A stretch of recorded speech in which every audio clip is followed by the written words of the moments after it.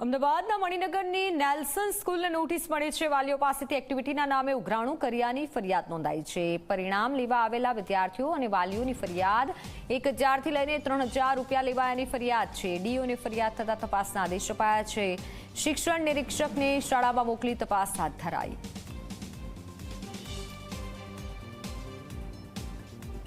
મણિનગરની Nelson સ્કૂલને શહેર DOA notice પાઠવી છે। આ નોટિસ એટલા માટે પાઠવી છે કારણ કે વાલીઓએ શાળાની વિરુદ્ધમાં જે શહેર ડીઓ છે એમને ફરિયાદ કરી છે કે રિઝલ્ટ જ્યારે તેઓ લેવા આવે છે ત્યારે શાળા તરફથી પૈસા માંગવામાં આવી રહ્યા છે। 1000થી 2000 રૂપિયા માંગવામાં આવી રહ્યા છે અને એની સામે કોઈ જ રસીદ આપવામાં નથી આવતી।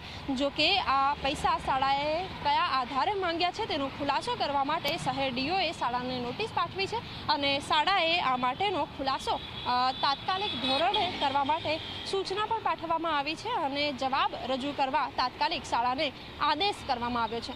કેમેરામેન શૈલેષ બગડા સાથે સપના શર્મા, ઝી 24 કલાક, અમદાવાદ।